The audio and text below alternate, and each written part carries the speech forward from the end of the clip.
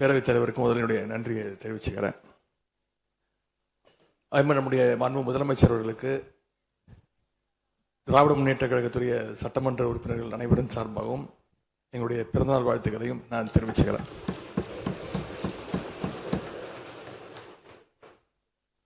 இந்த புதிய ஆட்சி அமைஞ்சு சரியா 40 நாட்கள் கடந்திருக்கு. ஆளுநர் உரையின் போது நானும் எங்களுடைய சட்டமன்ற உறுப்பினர்களும் இந்த 40 நாட்கள்ல இந்த அரசு என்னென்ன பணிகள் செஞ்சிருக்கு, ஏதாவது திட்டங்கள் கொண்டு வந்திருக்காங்களா, ஏதாவது சாதனைகள் செஞ்சிருக்காங்களான்னு ஆவலோடு காத்துக்கிட்டு இருந்தோம். ஆனால் எங்களுக்கு வெறும் ஏமாற்றம் மட்டுமே எஞ்சியது. அப்படி எதுவுமே ஆளுநர் உரையில் எங்களுடைய கண்களுக்கு படவில்லை, எங்களுடைய காதுகளுக்கு கேட்கவில்லை. அதே ஒரு நம்பிக்கை வாக்கெடுப்பின் போது நான் பேசும்பொழுது குறிப்பிட்டு பேசினேன், ஆளுநர் வருவார், ஆளுநர் உரையின் மீது வந்து பேசும்போது தமிழ்த்தாய் வாழ்த்துக்கு முதலிடம் கொடுங்க அப்படின்னு சொன்னேன். பேரவையின் அனுமதியுடன் அலுவல் நேரம் நீட்டிக்கப்படுகிறது. அதே போல தமிழ்த்தாய் வாழ்த்து முதல்ல பாடப்பட்டுச்சு. உடனடியாக தேசிய கீதமும் பாடப்பட்டுச்சு. தமிழ்த்தாய் வாழ்த்து ஒரு முறையும் தேசிய கீதம் 2 முறையும் பாடப்பட்டுச்சு. மரபு மீறல் நடந்திருக்கு. இதுவரை கடைபிடிக்கப்பட்டு வந்த மரபை மீறி 2 முறை தேசிய கீதம் பாடப்பட்டிருக்கு. இதே கோரிக்கையை இதற்கு முன்பு இருந்த ஆளுநர் எங்களுடைய ஆட்சி காலத்திலையும் வச்சிருந்தார். ஆனா எங்களுடைய தலைவர் அப்பொழுது மிக உறுதியாக இருந்து இந்த அவையுடைய இறையாண்மையை நாங்கள் பாதுகாத்திருக்கிறோம். பதவியேற்பு தான் ஆளுநர் மாளிகையில் நடந்துச்சு. அங்க அவர் கேட்டுக்கொண்டபடி தேசிய கீதம் வந்தே மாதரம்லாம் பாடினாங்க. ஆனா இப்போ ஆளுநர் உரை மக்களால் தேர்ந்தெடுக்கப்பட்ட பிரதிநிதிகள், சட்டமன்ற உறுப்பினர்கள் நாம பணி செய்கின்ற இந்த சட்டமன்றத்தில் தான் வாசிக்கப்பட்டிருக்கு. இது நம்மளோட டெரிட்டரி. இந்த நம்மளுடைய டெரிட்டரியை ஏன் ஆளுநர்கிட்ட கொடுக்கிற அளவுக்கு இங்க என்ன காம்ப்ரமைஸ் நடந்துச்சு அப்படின்னு மக்கள் கேட்க ஆரம்பிச்சிருக்காங்க. மாண்பு உறுப்பினர், ஆளுநர் உரையாற்ற வந்தபோது தமிழ்த்தாய் முதல்ல பாடப்பட வேண்டும் என்கின்ற இந்த அரசின் உறுதியான கொள்கையில் நாங்கள் நின்றோமா, இந்த அவை நின்றதா என்பதை நீங்கள் முதல்ல பார்க்க வேண்டும். நாட்டுப்பண் 2 முறை பாடியதில் என்ன தவறு என்று எனக்கு தெரியவில்லை. நாட்டுப்பண் 2ஆம் முறை பாடிய தவறு என்று நீங்கள் சொல்ல வருகின்றீர்களா? அப்படி தவறு என்றால் அது எந்த அடிப்படையில் தவறு என்று சொல்ல வருகின்றீர்கள்? நமக்கு வேண்டியது நம்முடைய தாய்மொழிக்கு முக்கியத்துவம் தர வேண்டும், உறுதியாக நிற்க வேண்டும். இந்த அரசு எந்த சர்ச்சையும் ஏற்படுத்தாமல் நிதானமாக உறுதியாக தாய் தமிழ்தான் எங்களுக்கு அடிப்படை என்பதை வைத்து தமிழ்த்தாய் வாழ்த்தை பாட வைத்தார்களா இல்லையா? அந்த தமிழ்த்தாய் வாழ்த்தை பாட முடியாமல் வேறு விதமாக இந்த அவை திசை திருப்பப்பட்டு பல்வேறு பிரச்சனைகளுக்கெல்லாம் ஆளான காரணங்களையெல்லாம் 22ஆம் ஆண்டு பார்த்தோம், 23 பார்த்தோம், 24 பார்த்தோம், 25 பார்த்தோம், 26 பார்த்தோம். இந்த ஆண்டு தமிழ்த்தாய் வாழ்த்தை முதலில் பாட வைத்து தேசிய கீதத்தை 2 முறை பாடியதில் எந்த தவறும் இருப்பதாக நாங்கள் கருதவில்லை. அப்படி பாடியது தவறு நீங்களும் கருதிடக்கூடாது என்று நான் சொல்ல விரும்புகின்றேன். பேரவைத் தலைவர் அவர்களே, நாங்கள் கேட்டுக்கொண்டதுபடி தமிழ்த்தாய் வாழ்த்து முதல்ல ஒரு வாட்டி பாடிட்டீங்க. பொதுவாக இந்த அவையில் இருக்கக்கூடிய மரபு கடந்த காலங்களில், கடந்த ஆட்சி காலங்களில் தமிழ்த்தாய் வாழ்த்து ஒரு முறையும் நிகழ்ச்சி முடிஞ்சோடனே தேசிய கீதம் ஒரு முறையும் தான் பாடப்பட்டு நிகழ்ச்சிகள் முடியும். ஆனால் இந்த முறை நாங்கள் கேட்பது ஏன் 2 முறை தேசிய கீதம் பாடப்பட்டது அப்படிங்கிறது மட்டும்தான் எங்களுடைய கேள்வி. அப்படின்னா தமிழ்த்தாய் வாழ்த்தையும் 2 முறை நீங்கள் பாட சொல்லி உங்களுடைய ஆளுநர்கிட்ட நீங்கள் ஒரு கோரிக்கை வச்சிருந்திருக்கலாம். அது இங்கே பேசும்போது உறுப்பினர்கள்லாம் ஆளுநர் அவ்வளோ மகிழ்ச்சியாக இருக்கிறாங்கன்னு சொல்லி ஆளுநரை விட நீங்கள்லாம் ரொம்ப மகிழ்ச்சியாக இருக்கிறீங்க. தமிழ்த்தாய் வாழ்த்தை ஆளுநர் முன்னாடி நாங்கள் பாடி காட்டிட்டோம் அப்படின்னு பெருமை பொங்கு அவங்க எல்லாம் பேசிக்கிட்டு இருக்கிறீங்க. நீங்க சொல்றத பார்த்தா தமிழ்த்தாய் வாழ்த்தை விட ஆளுநர் தான் உங்களுக்கு முக்கியம் அப்படிங்கிற எண்ணம் எங்களுக்கு ஏற்படுது, மக்களுக்கும் ஏற்பட்டுக்கிட்டு இருக்கு. ஆட்டுக்கு தாடியும் பொதுப்பணித்துறை அமைச்சர். மாண்புமிகு பேரவைத் தலைவர்களே, தமிழ்த்தாய் வாழ்த்து எங்களுடைய முதல்வருக்கு உயிருக்கு எந்த அளவிற்கு முக்கியமோ அதே அந்த அளவுக்கு நாங்கள் முக்கியத்துவத்தை தரோம். மாண்புமிகு எதிர்க்கட்சி தலைவர் அவர்கள் இல்ல அவங்களுக்கு நாங்களும் பேச விட மாட்டோம். இல்ல மாண்புமிகு நீங்க ஒத்துழைப்பு கொடுக்கலன்னா நாங்களும் பேச விட மாட்டோம். மாண்புமிகு அமைச்சர், நாங்க தமிழக அரசுடைய ஸ்டாண்ட நாங்க பேசுறோம். எங்களுக்கும் குரல் கொடுக்க தெரியும். இந்த அவை மாண்பை நாங்களும் பாதுகாக்கிறோம். மாண்புமிகு எதிர்க்கட்சி சொல்லக்கூடிய நோக்கம் தமிழக மக்களுக்கு தவறுதலா சொல்லக்கூடாதுங்கிற பதிவை நாங்கள் செய்கிறோம். எங்களுடைய முதலமைச்சருடைய எண்ணம் என்ன, தமிழக மக்களுடைய எண்ணமோ அதுதான் எங்களுடைய முதலமைச்சருடைய எண்ணம். கடந்த 3-4 வருடங்களாக தமிழ்த்தாய் வாழ்த்து இங்க பாடப்படல. ஆளுநரை எதிர்த்தீர்கள், வெளிநடப்பு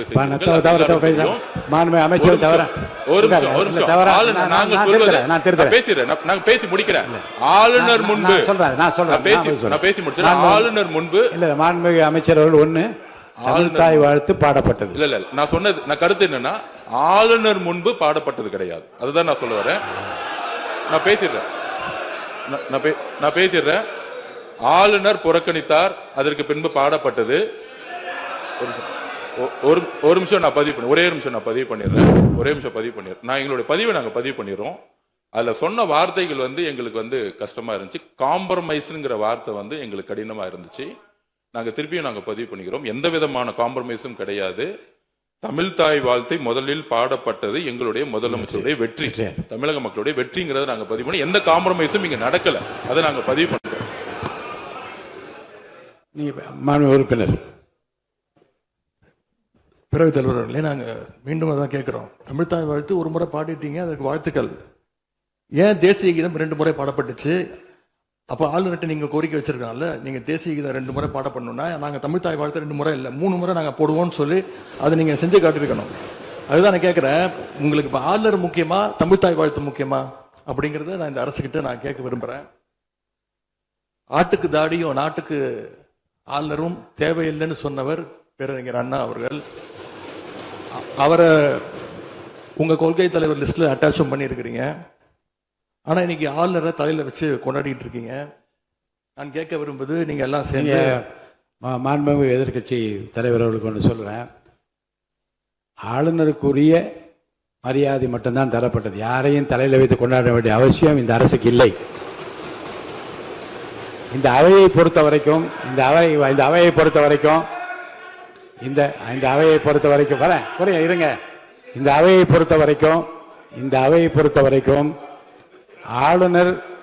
ஆளுநர் இங்கே வருகை தருகிற போது உரிய முறையில் மரியாதையும், இந்த அவையினுடைய விருப்பத்திற்கு ஏற்ப, அவைத் தலைவரின் விருப்பத்திற்கு ஏற்பதான் நிகழ்வு நடைபெறும் என்பதையும் உறுதியாக நின்று தமிழ்த்தாய் வாழ்த்தை முதலில் பாட வைத்து, தமிழ்த்தாய் வாழ்த்துக்கு பிறகு தேசிய கீதம் 1 முறை அல்ல 2 முறை பாடப்பட்டது. அதில் எந்த விதமான தவறும் கிடையாது. அதில் உள்நோக்கம் கற்பிப்பது தவறு என்று நான் கூறுகின்றேன்.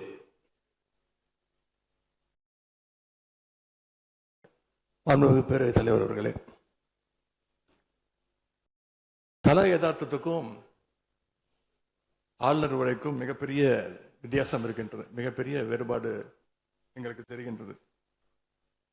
ஆளுநர் உரை என்பது அரசனுடைய கொள்கைகளை, திட்டங்களை, விஷன் அண்ட் மிஷன் ஸ்டேட்மெண்ட் அப்படின்னு சொல்லுவாங்க.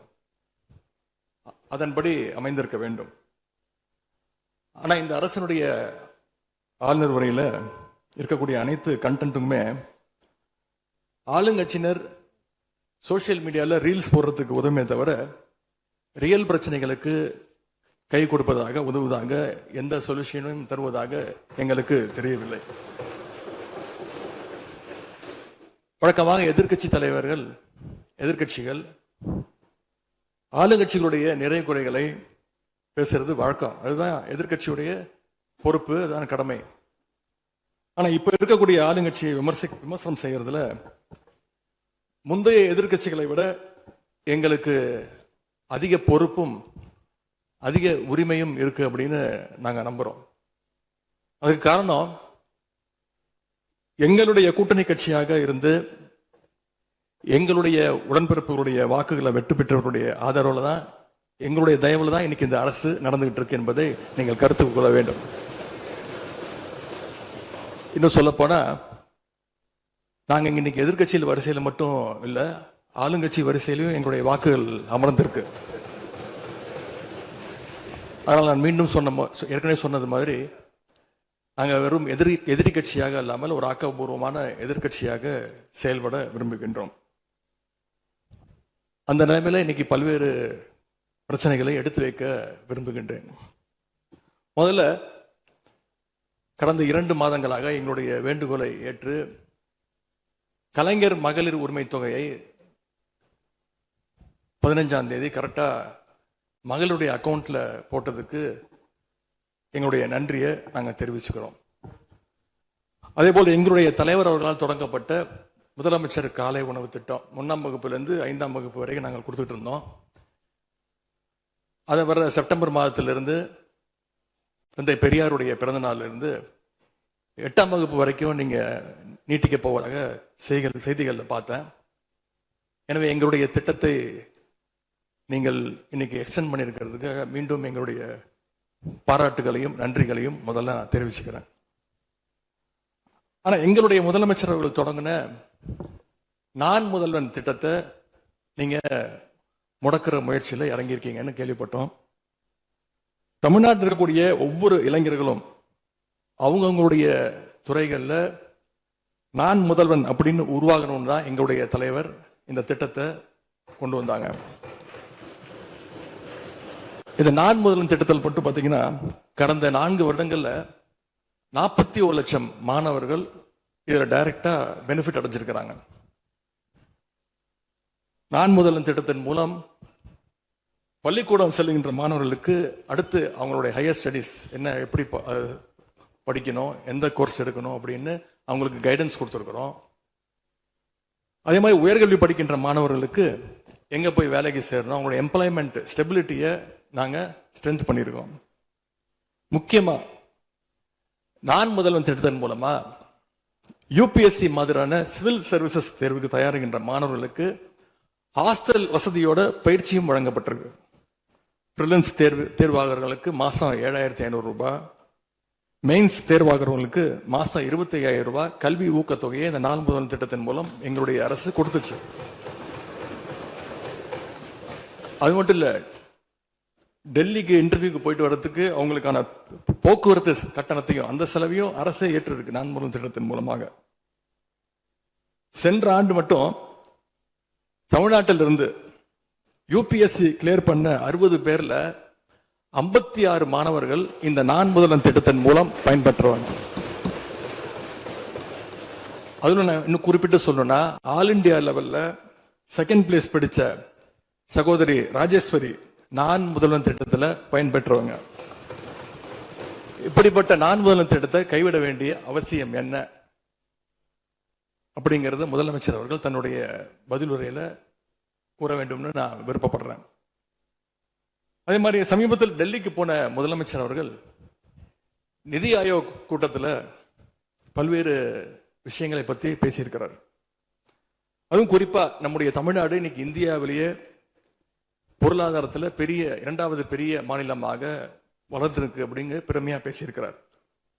அது மட்டும் இல்ல, தமிழ்நாட்டில் டாக்டர் கலைஞர் அவர்களால் தொடங்கப்பட்டு எங்களுடைய தலைவர் அவர்களால் வளர்க்கப்பட்ட, அதுவும் கடந்த ஆட்சியில் என்னுடைய கட்டுப்பாட்டில் இருந்த மகளிர் சுய உதவி குழுக்கள் மிகச்சிறப்பாக செயல்படுது அப்படின்னு முதலமைச்சர் அவர்கள் பேசியிருக்கிறாங்க.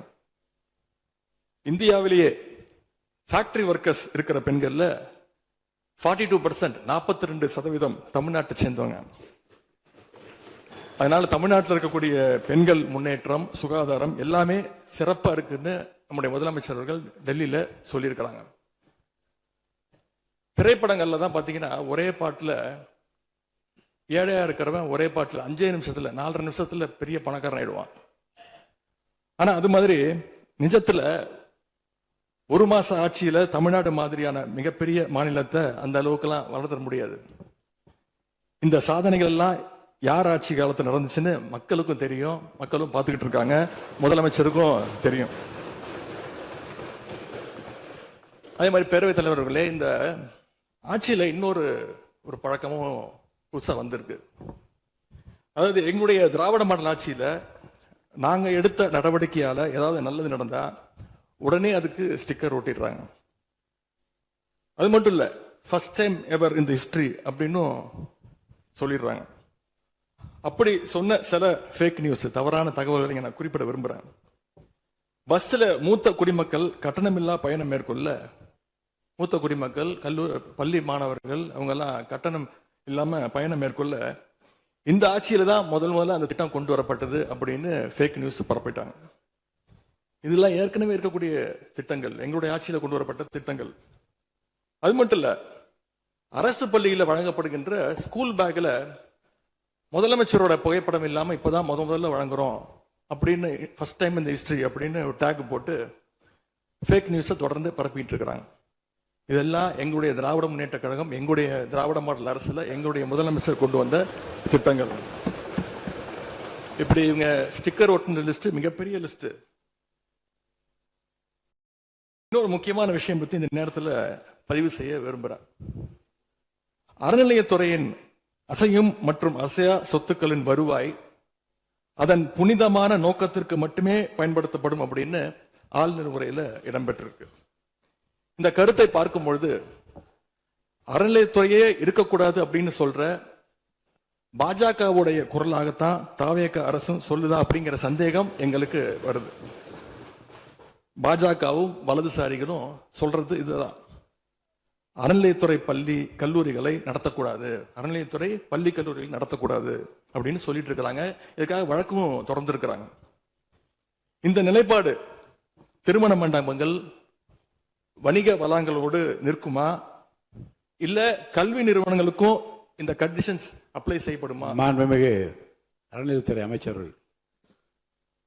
மாண்புமிகு பேரவைத் தலைவர் அவர்களே, மாண்புமிகு தமிழ்நாடு முதல்வர் அவர்களே, அறநிலைத்துறையை பொறுத்த வரைக்கும் கோவில்களின் வருமானம் கோவில்களில் வரக்கூடிய பக்தர்களுக்காக செலவிடப்படும் என்பதை நம்முடைய ஆளுநர் உரையில் இடம்பெற்றிருந்ததுதான் அதோடைய சாராம்சம். இன்னொன்று, சமீபத்தில் வெளியிடப்பட்ட திருமண மண்டபங்கள் மற்றும் வணிக வளாகங்கள், அந்த பணிகள் துவங்கப்படாத பணிகள் நிறுத்தப்பட்டது என்பது, இந்த பணிகளை பொறுத்த வரைக்கும் நாம் ஆராய்ந்த வரைக்கும் அந்த கோவில்களில் பொதுமக்களுக்கு தேவையான அடிப்படை வசதிகள், பொதுமக்களுக்கு தேவையான தங்குமிட வசதிகள், பொதுமக்கள் பக்தர்கள் வரப்போது அவர்களுக்கு தேவையான அடிப்படையிலான கழிப்பறை வசதிகள் போன்ற இந்த வசதிகளை மேம்படுத்துவதை காட்டிலும் இவர்கள் கமர்ஷியலாக கோவில்களுக்கு திருமண மண்டபங்கள் கட்டுவதிலும் வணிக வளாகங்கள் கட்டுவதிலும் அதன் மூலமாக வருவாய் ஈட்டுவதை மட்டுமே குறிக்கோளாக வைத்துக் கொண்டு இந்த திட்டங்களை துவங்கியதன் காரணமாக மேலும் அதன் மீது பல்வேறு நீதிமன்ற வழக்குகள், ஸ்டே ஆர்டர்ஸ் இருப்பதனால நாம் அதையெல்லாம் ரத்து செய்து அறிவிச்சிருந்தோம். இதற்கு ஒரே ஒரு உதாரணமாக, எந்த அளவிற்கு கோவில்களை கமர்ஷியலாக மாற்றுவதற்கு கடந்த ஆட்சி காலத்தில் முயற்சி செய்து கொண்டிருந்தார் என்பதற்காக ஒரே ஒரு சிறிய உதாரணத்தை மட்டும் சொல்லிடுறேன். அருள்மிகு குன்னூரில் இருக்கக்கூடிய அருள்மிகு விநாயகர் திருக்கோயில், ஏறத்தாழ அந்த கோயில்கள்ல இருந்து கோயில் நிதியை பயன்படுத்தி 10 கோடி ரூபாய் மதிப்பில ஒரு மல்டி லெவல் கார் பார்க்கிங் வசதியை அந்த கோயிலுக்கு ஏற்படுத்துவதற்கான திட்டத்தை இந்த அரசு அனுமதித்திருக்கிறது. இதற்கு முன்னால் இருந்தக்கூடிய அமைச்சர் அவர்கள் அதை அறிவித்திருக்கிறாங்க. அந்த கோயில்ல ஒட்டுமொத்தமாக மாதத்திற்கு வரக்கூடிய பக்தர்களின் எண்ணிக்கையே 500 தான் ஆவரேஜா. அதே போல அந்த கோவில்களுக்கு அடிப்படையில கழிப்பறை வசதி கூட கிடையாது. இது மட்டும் இல்ல, குன்னூர் மற்றும் உதகையை சுற்றி இருக்கக்கூடிய அனைத்து பகுதிகளிலும் இருக்கக்கூடிய 50 கோவில்கள்ல பேசிக்கா இருக்கக்கூடிய டாய்லெட் ஃபெசிலிட்டிஸ் கூட அங்க இருக்கக்கூடிய கோயில்களுக்கு கிடையாது. அப்படிப்பட்ட இடங்கள்ல கோயில் நிதியை பயன்படுத்தி எதற்காக மல்டி லெவல் கார் பார்க்கிங் தேவைப்படுது? அப்ப இது கமர்ஷியல் திட்டங்கள் இல்லையா? கோவில் நிதியை இப்படி கமர்ஷியலாக பயன்படுத்துவதற்கு எதிராக தான் நாம் இந்த திட்டங்களை எல்லாமே தடுத்து, இந்த திட்டங்கள் தேவையில்லை, அதற்கு பதிலாக நம்முடைய அரசாணையிலே வெளியிட்டிருக்கிறோம். மிக தெளிவாக கடைசி வரியை படித்து பார்த்தால் எல்லாருக்கும் தெரியும். இந்த கோவில் நிதியை பயன்படுத்தி கோவிலும் பக்தர்களும் பயன்படக்கூடிய வகையில மாற்று திட்டங்களை உருவாக்கும்ன்ற வரியை நம்ம மென்ஷன் பண்ணியிருந்தோம். எந்த இடத்துலயுமே மக்கள் பயன்படக்கூடிய கல்வி நிலையங்களையோ இல்ல இது போன்ற மருத்துவ வசதிகளையோ நாம செய்து தரமாட்டோம்னு சொல்லல. இன்னும் சொல்ல போனா கடந்த 5 ஆண்டுகள்ல ஒன்றிய அரசின் நிதி உதவியோடு பழனியில பாத்தீங்கன்னா ஒரு சித்த மருத்துவமனை கட்டுவதற்கான நிதி உதவியை ஒன்றிய அரசு தருவதற்கு தயாராக இருந்தது. ஆனா கடந்த ஆட்சியில அந்த திட்டத்தை அப்படியே கிடப்புல போட்டுட்டு கேட்டா ரெக்கரிங் செலவை எங்களால ஏத்துக்க முடியாது அப்படின்னு சொல்லி கிடப்புல போட்டு வச்சிருந்த இந்த திட்டத்தை நாம இன்றைக்கு கையில் எடுத்து அதை துவங்குவதற்கான ஆய்வில் இறங்கியிருக்கிறோம். அப்ப எந்த இடத்திலையுமே மக்கள் பயன்பெறக்கூடிய திட்டங்களை நாம தடுக்கவும் இல்ல, நாம யாருக்கும் பி டீமாக இருந்து வேலை செய்ய வேண்டிய அவசியமும் இல்ல. கோயில்களின் நிதியை ஒரு காலமும் கமர்ஷியலாக பயன்படுத்த வேண்டிய அவசியமும் மாண்புமிகு தமிழ்நாடு முதலமைச்சர் தலைமையிலான தமிழக வெற்றி கழகத்தின் ஆட்சிக்கு தேவையும் இல்லை. மாண்புமிகு உறுப்பினர் சேகர் பாபு அவர்கள். மாண்புமிகு பேரவைத் தலைவர் அவர்களே, இந்து சமய அறநிலைத்துறை கொடைகள் என்ற ஒரு சட்டம் இருக்கின்றது. அந்த சட்டத்தில் விதி 69 என்ற குறிப்பிடப்பட்டிருக்கின்ற அந்த பணிகள் சட்ட விதிகளுக்கு உட்பட்டு சட்டத்தின் 36 பிரிவிலிருந்து தான் இந்த பணிகள் மேற்கொள்ளப்பட்டன. குறிப்பாக ஏதோ அமைச்சரே முடிவு செய்து திருமண மண்டபங்களையும் வணிக வளாகங்களையும் ஏற்படுத்துவதற்கு உத்தரவிட்டதாக மாண்புமிகு அமைச்சர் அவர்கள் அவைக்கு உண்மைக்கு புறம்பான தகவலை தந்து கொண்டிருக்கின்றார். ஒவ்வொரு திட்டங்களும் அன்றைய காலகட்டத்தில் இருந்த சட்டப்பேரவை உறுப்பினர்களுடைய பரிந்துரையின் அடிப்படையில் சட்டப்பேரவை உறுப்பினர்கள் கேட்டுக்கொண்டதற்கு அடிப்படையில் தான் அனைத்து திட்டங்களும் அந்த காலகட்டங்களில் கொண்டு வரப்பட்டது. அதோடு மட்டுமல்ல, உறுப்பினர் அவர்கள் குறிப்பிட்டு கூறினார், குன்னூரிலே மல்டி லெவல் கார் பார்க்கிங் கொண்டு வரப்பட்டது என்று. அங்கே இருக்கின்ற 56 கோயில்களையும் நான் குன்னூரிலே 5 நாட்கள் ஊட்டியிலே முகாமிட்டு அனைத்து கோயில்களுக்கும் நேரடியாக சென்று ஆய்வு செய்தோம். அந்த ஆய்வின் அடிப்படையில் அந்த திருக்கோயில்களுக்கு வருகின்ற பக்தர்களுடைய அடிப்படை தேவைகளுக்கு வருமானத்தை உயர்த்துவதற்காக குன்னூருக்கு சுற்றுலாவிற்கு வருகின்ற மக்களுடைய வாகனங்கள் போதிய அளவிற்கு பார்க்கிங்களுக்கு இடமில்லாமல் தவிக்கின்ற சூழ்நிலையில் அங்கே மல்டி லெவல் பார்க்கிங் கொண்டு வந்தால் நகராட்சி பரிந்துரையின் அடிப்படையில் வருமானம் பெருகும். அந்த வருமானம் திருக்கோயில்களுடைய மேம்படுத்துகின்ற பணிகளுக்கு உதவும் என்பதற்காகத்தான் அந்த பணிகளை மேற்கொண்டோம் என்பதை மாண்புமிகு அமைச்சர் அவர்களுக்கு இப்போது யார் அறிவுறுத்தி, ஒரு நிமிஷம், யார் அறிவுறுத்தி இந்த அரசாணையை வெளியிட்டிருக்கின்றாரோ அவர்தான் அப்பொழுது ஆணையாளராக இருந்தபோது இதே அறிவுறுத்தின் பேரில் அரசாணையை வெளியிட்டிருக்கிறார் என்பதை பேரவைத் தலைவருக்கு, பேரவைத் தலைவர் வாயிலாக அமைச்சருக்கு தெரிவித்துக் கொள்கிறேன். மேலும் அவர் கூறுவதற்கு எனக்கு பாயிண்ட் ஆஃப் ஆர்டர்ல பதில் கூறுவதற்கு அனுமதிக்க வேண்டும். மாண்புமிகு பேரவைத் தலைவர் அவர்களே, குன்னூரில் இருக்கக்கூடிய அந்த விநாயகர் கோயிலுக்கு சொந்தமான இடத்துல மல்டி லெவல் கார் பார்க்கிங் அமைப்பதற்கு ஏற்கனவே அங்க இருக்கக்கூடிய நகராட்சி நிர்வாகம் ப்ரப்போசல் வழங்கிய போது அந்த நகராட்சி நிர்வாகத்திடம் நம்முடைய நிலத்தை குத்தகைக்கு கொடுத்து அதன் மூலமாக இருக்கக்கூடிய வருவாயை வைத்துக் கொண்டு நாம் முடிந்த வரையில் நம்முடைய கோயில்களுக்கு தேவையான அடிப்படை வசதிகளை நாம் செய்து கொடுக்கலாம். ஆனால் கோயில் நிதியவே 10 கோடி எடுத்து அங்கு மல்டி லெவல் கார் பார்க்கிங் எந்த விதமான பொதுமக்களும் பக்தர்களும் கேட்கல. பக்தர்களும் பொதுமக்களும் கேட்பதெல்லாம் கோயிலுக்கு உள்ளே சென்று மனநிறைவோடு தரிசனம் செய்துவிட்டு வெளியே வரும்பொழுது அவர்களுக்கு தேவையான அடிப்படை வசதிகளை தான் பக்தர்கள் கேட்டுக் கொண்டிருக்கிறார்கள். அதை செய்தாலே போதுமானது. மாண்பு எதிர்கட்சி தலைவர் பேசுகிறீங்க. மாண்பு போதுங்க. நீங்க சொன்னீங்க விளக்கம் சொல்லி திரும்பி இதை நான் அனுமதிக்க முடியாது. மாண்பு எதிர்கட்சி தலைவர் பேசுங்க. வேண்டாம், போதும். நீங்க பதில் சொல்லிட்டீங்க பாருங்க. மல்டி லெவல் கார் பார்க்கிங் தேவைன்னு இல்லைன்னு சொன்னாரு, ஏன் போட்ட நீங்க சொல்லிட்டீங்க.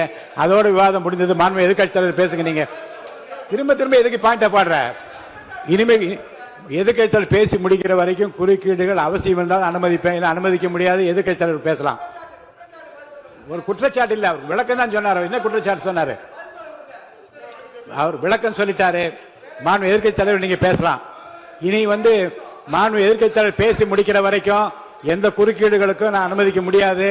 அவசியம் ஏற்பட்டால் விதிகள் உட்பட்டு அனுமதிக்க வேண்டிய உரிமை எனக்கு இருக்கிறது. இப்போது மாண்பு எதிர்க்கட்சி தலைவர் பேசலாம். சொல்லிட்டீங்க, நீங்க பதில் பாருங்க. அவர் சொன்ன உடனே நீங்க பதில் சொல்லிவிட்டீர்கள். குற்றச்சாட்டு அல்ல, விளக்கம் சொன்னார் அவரு. 10 கோடி ரூபாய்க்கு வந்து இந்த இடத்துல 10 கோடி ரூபாய்க்கு கோயில் பணத்தை எடுத்து ஏன் பயன்படுத்தினீங்க, அது வேற எதுக்கு பக்தர்களுக்கு பயன்படு விளக்கம் சொன்னார். அவ்வளவுதான். குற்றச்சாட்டு எப்படி வராது? உங்க மேல குற்றச்சாட்டு வைக்கலையே, தவறா பயன்படுத்தினீங்க, அதுல தவறு நடந்து அவர் சொல்லலையே. அதை குற்றச்சாட்டாக எடுத்துக்கொள்ள முடியாது, விளக்கமாகத்தான் எடுத்துக்கொள்ள முடியும். மாண்புமிகு எதிர்க்கட்சி தலைவர் அவர்கள் பேசலாம்.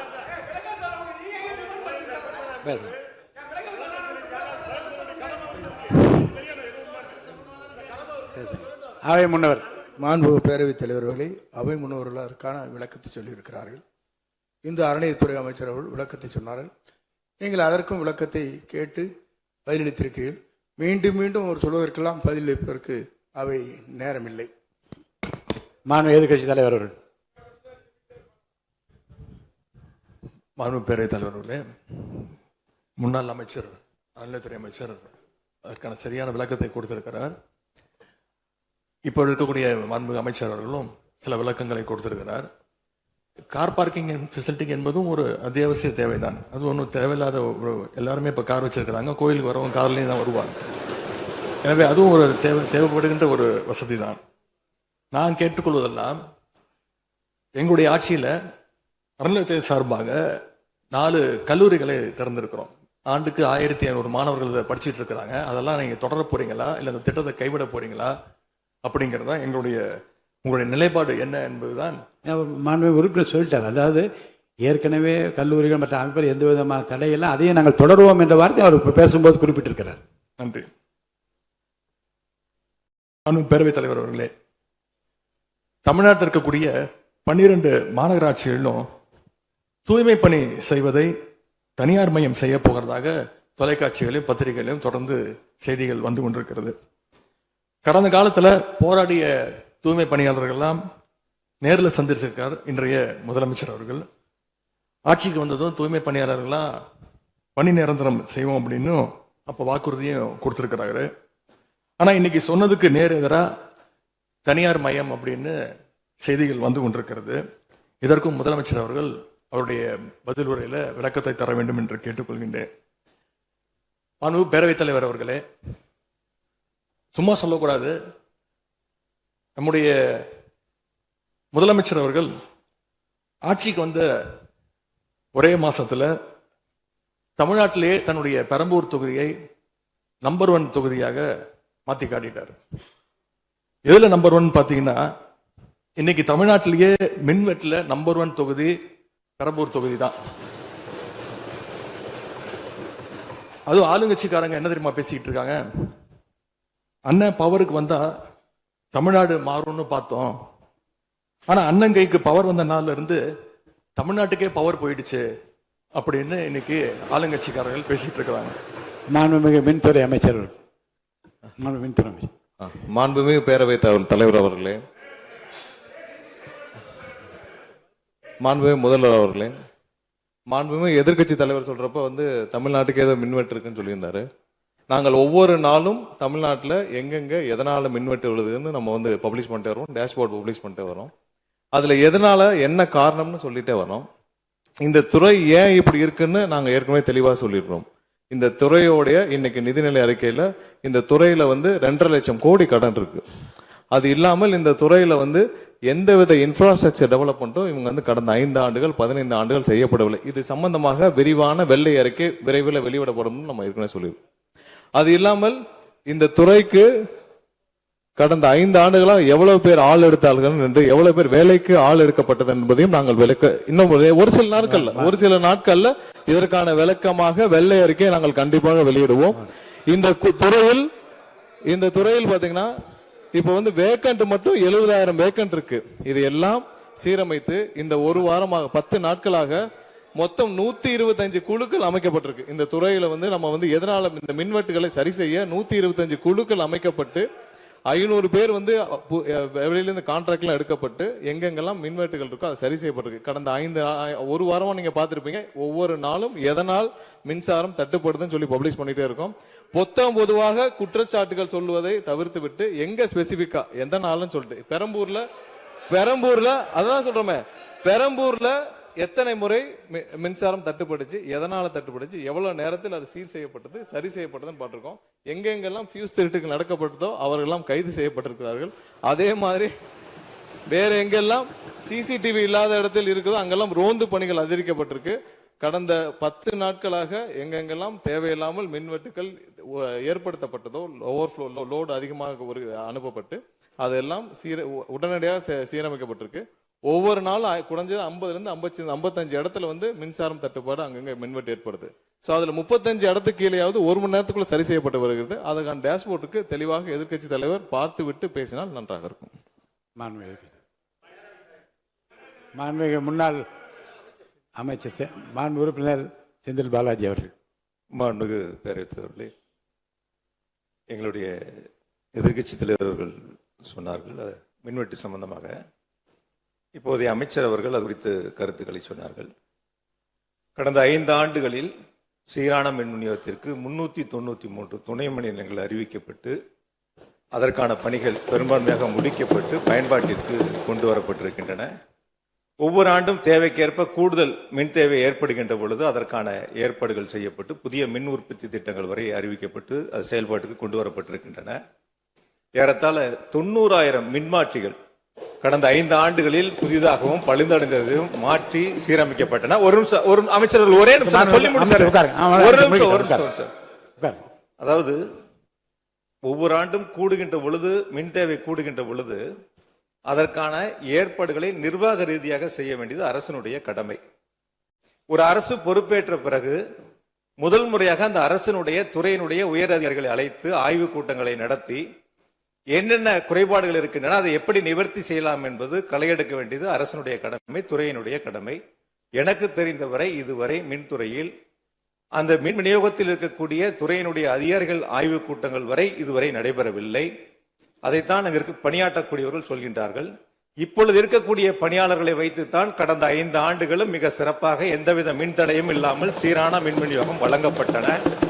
எனவே கடந்த காலங்களில் இருக்கக்கூடிய குறைகளை தொடர்ச்சியாக ஒரே கருத்துக்களை முன்வைப்பதை விட இந்த அரசு துறையினுடைய அதிகாரிகளை அழைத்து ஆய்வு கூட்டங்களை நடத்தி கடைமுறை வரை மின் விநியோகம் சீராக எடுத்து செல்வதற்கான முன்னெடுப்புகளை எடுக்க வேண்டும். எங்களுடைய எதிர்க்கட்சி தலைவர் துணை முதலமைச்சராக இருந்த பொழுது அவருடைய சேப்பாக்கம் திருவல்லிக்கேணியிலேயே பல்வேறு மின் திட்டங்களை தங்களுடைய திருக்கரங்களால் தொடங்கி வைத்திருக்கின்றார்கள். அது அனைத்து தொகுதியிலும் அனைத்து மின் திட்டங்களும் சிறப்பாக கடந்த 5 ஆண்டுகளில் நிறைவேற்றப்பட்டிருக்கின்றன. அதையும் நீங்கள் எடுத்து பார்த்து இனி என்னத்தை நீங்க உங்களுடைய பத்திரிகை செய்தியிலேயே கொடுத்திருக்கிறீங்க. 100க்கும் மேற்பட்ட துணை மின் நிலையங்கள் 10,000 கோடியில் பணிகள் தற்பொழுது நடைபெற்று வருகின்றன என்று உங்களுடைய பத்திரிகை செய்தியில இருக்கு. அப்ப இதெல்லாம் கடந்த காலங்களில் தொடங்கப்பட்ட திட்டங்கள். நீங்க எதையும் தொடங்கலன்னு பொத்தாம் பொதுவா சொல்வதை விட்டுவிட்டு என்னென்ன கூடுதலாக நாம் எடுத்துக்கொள்ள வேண்டும் என்பதை கவனத்திலே இந்த அரசு கொள்ள வேண்டும். மாண்புமிகு பேரவை தலைவர் அவர்களே, மாண்புமிகு உறுப்பினர் மாண்புமிகு உறுப்பினர் சொன்னப்ப சொன்னாரு அறிவிப்புகள் நிறைய செஞ்சிருக்கோம்னு. கடந்த ஆட்சியில் அறிவிப்புகள் மட்டும்தான் செஞ்சிருக்காங்க, எதையும் செயல்படுத்தவில்லை. அது இல்லாமல் அவர் சொல்லியிருக்கிறார், நாங்கள் அது சம்பந்தமாக வெள்ளை அறிக்கை 2 நாள்ல வெளியிடும், நீங்க அமைதியா இருக்கலாம், 2 நாள் அது சம்பந்தம் வெளியிடுவோம். அது இல்லாமல் 90,000 டிரான்ஸ்பார்மர் வாங்கியதாக சொல்லியிருக்கிறார். அதில் 44,000 டிரான்ஸ்பார்மர் வாங்கியதற்கான சிபிஐ வழக்கு பதிவு செய்துள்ளது. அதுல அவங்க வாங்கின லட்சணம், எந்த லட்சணத்தில் அந்த டிரான்ஸ்பார்மர் வாங்கப்பட்டது அப்படின்னு தெரியும். அது இல்லாமல் அதற்கு முன்னால் இருந்த மின்சாரத்துறை அமைச்சர் அங்கே அமைதியாக உட்கார்ந்து இருக்கிறார். முன்னால் இருந்த மின்சாரத்துறை அமைச்சர் அமைதியாக உட்கார்ந்து இருக்கிறார். இது தேவையற்ற விவாதத்தை எழுப்ப வேண்டாம். 2 நாட்கள்ல வெள்ளை அறிக்கை வெளியிடப்படும். அதற்கப்புறம் அதற்கப்புறம் மின்சாரத்துறை மானிய கோரிக்கை சம்பந்தமாக அடுத்து மின்சாரத்துறை மானிய கோரிக்கை வரும்பொழுது தெளிவாக பேசிக் கொள்ளலாம். ஏற்கனவே நீங்கள் செஞ்ச எல்லாமே எவ்வளவு தூரம் டிரான்ஸ்பார்மர் வாங்குனீங்க எல்லாமே சிபிஐல 3 வருடம் கடுமையான போராட்டத்திற்கு அப்புறம் சிபிஐல வழக்கு இருக்கு. எல்லாம் விரிவாக மின்சாரத்துறை மானிய கோரிக்கை அப்ப பேசிக்கலாம். 2-3 நாட்களில் வெள்ளை அறிக்கை வெளியிடப்படும், அப்போது பேசிக் கொள்ளலாம். வழக்கு விசாரணை உள்ளதை பற்றி மாண்பு அமைச்சர் பேசியது நீக்கப்படுகிறது. லட்சணம் என்ற வார்த்தை நீக்கப்படுகிறது. மாண்பு எதிர்க்கட்சி தலைவர் அவர்கள் இனி குறுக்கீடுக்கு அனுமதி இல்லை. மாண்பு எதிர்க்கட்சி தலைவர் இன்னைக்கு அவங்க பேசி முடிக்கணும். மாண்பு எதிர்க்கட்சி தலைவர் சரி விடுங்க. என்ன சொல்லுங்க, சீக்கிரமா சொல்லுங்க. மாண்புமிகு பேரவைத் தலைவர் அவர்களே, மாண்புமிகு அமைச்சர் அவர்கள் கடந்த 15 ஆண்டுகளாக என்று ஒரு வார்த்தையை சொல்லியிருக்கிறார். கடந்த 15 ஆண்டுகளுக்கு முன்பாக மாண்புமிகு இதய தெய்வம் புரட்சி தலைவி அம்மா அவர்கள் தமிழகத்துடைய முதலமைச்சராக இருந்த பொழுது தமிழகத்தை மின் மிகை மாநிலமாக மாற்றி தமிழ்நாட்டிற்கு தேவையான மின் உற்பத்தியை விட அதிகமாக உற்பத்தி செய்து அண்டை மாநிலங்களான கேரளா, கர்நாடகா, ஆந்திரா போன்ற மாநிலங்களுக்கு மின்சாரத்தை விற்பனை செய்த மாநிலம் தமிழ்நாடு என்பதை இந்த அவையிலே பதிவு செய்கிறேன். எல்லாம் வெள்ளை அறிக்கை வருகிற போது எல்லாம் வெட்ட வெளிச்சமாகிவிடும். அதுக்கப்புறம் பேசுங்க, நீங்க பேசுங்க. நான் எதிர்க்கட்சி தலைவர் அவர்கள்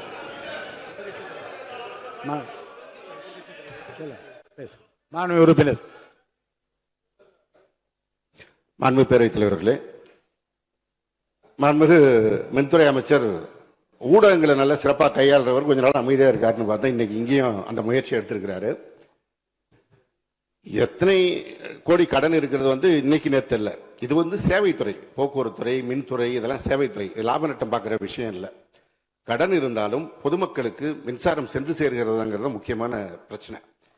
கடந்த 5 ஆண்டுகள்ல இந்த பிரச்சனை இல்லாம இதே கடனோடு இதே ஊழியர் பற்றாக்குறையோடு தான் செயல்படுத்தினோம்.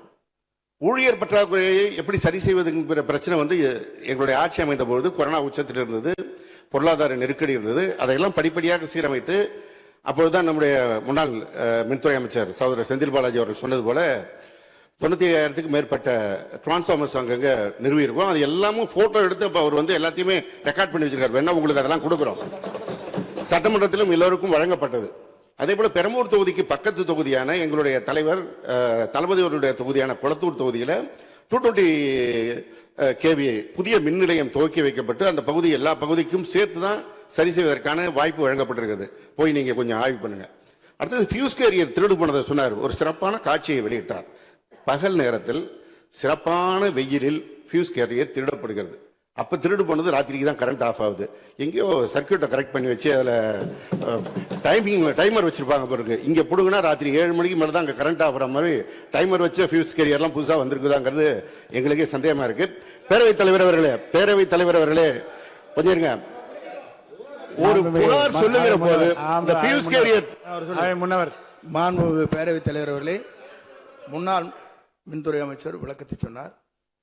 அதையே நீங்கள் கோடிட்டு நீங்களும் பல்வேறு விளக்கங்களை சொல்வது இந்த சபையில் உடைய நேரத்தை போக்குவது மட்டுமல்ல, சபைக்கு மீண்டும் உங்களுக்கு பதிலளிக்க வேண்டிய நேரம் இருக்கிறது. எதிர்க்கட்சி தலைவர் அவர்கள் பேச வேண்டிய நேரம் இருக்கிறது.